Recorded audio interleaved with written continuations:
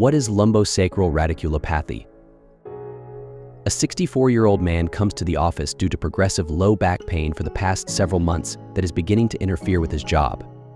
The patient describes pain in the lower back and buttocks, which worsens with prolonged standing or walking and improves with lying down. He also has occasional sharp, shooting pain that radiates down his right leg.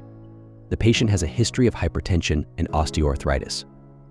Spine imaging reveals degenerative joint changes and a large osteophyte compressing the spinal nerve root exiting through the right neural foramen between the L5 and S1 vertebrae.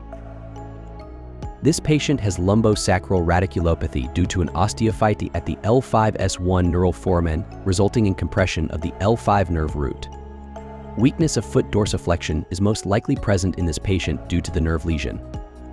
Spinal nerves in the lumbosacral spine exit below their corresponding vertebral body level. For example, L5 nerve root exits between L5 and S1 vertebral bodies. However, because of the presence of multiple spinal nerve roots in the lumbosacral area, that is, cauda equina, nerve root compression can occur at different vertebral levels through two distinct mechanisms. 1. Spinal spondylosis.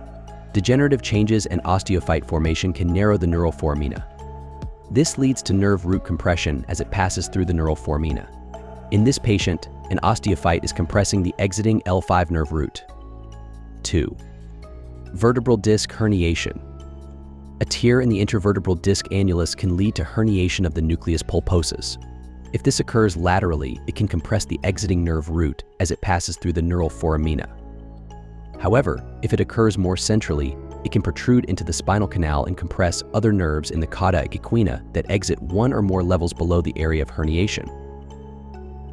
L5 radiculopathy causes sensory loss and back pain that radiates down the leg in an L5 dermatomal distribution. For example, buttocks, lateral thigh and calf, dorsal foot. Weakness occurs in muscles innervated by fibers from the L5 spinal root, which include the tibialis anterior, foot dorsiflexion and inversion, peroneus, foot eversion, and extensor hallucis longus, great toe extension. The patellar knee reflex is mediated by the quadriceps muscle, which is innervated by L2 to L4 nerve roots.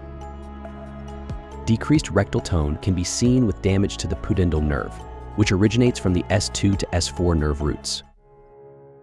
The skin overlying the inguinal region is innervated by fibers from the L1 spinal nerve root that travel in the ilioinguinal and genitofemoral nerves. Hip flexion occurs due to contraction of the iliopsoas, which is innervated by the L2 to L4 nerve roots. Features of lumbosacral radiculopathy. Radicular pain typically has a similar distribution to sensory loss. For involvement of nerve root L2 to L4. Patellar reflex is affected. The sensory loss is in anteromedial thigh, medial shin. It presents with weakness in hip flexion, iliopsoas, hip abduction, and knee extension, quadriceps. For involvement of nerve root L5. The sensory loss is in lateral shin and dorsum of the foot. It presents with weakness in foot dorsiflexion and inversion, tibialis anterior, foot eversion, peroneus, toe extension, extensor hallucis and digitorum. For involvement of nerve root S1. Achilles reflex is affected. The sensory loss is in posterior calf, sole and lateral foot. It presents with weakness in hip extension, gluteus maximus, knee flexion, hamstrings, and foot plantar flexion, gastrocnemius. For involvement of nerve root S2 to S4. Unocutaneous reflex is affected. The sensory loss is in perineum. It is associated with urinary or fecal incontinence and sexual dysfunction.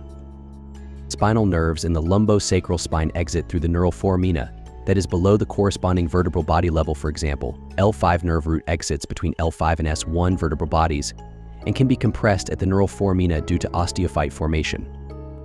In addition to back pain, L5 radiculopathy often presents with sensory loss over the lateral thigh, calf, and dorsal foot and weakness of great toe extension and foot dorsiflexion, inversion, and eversion.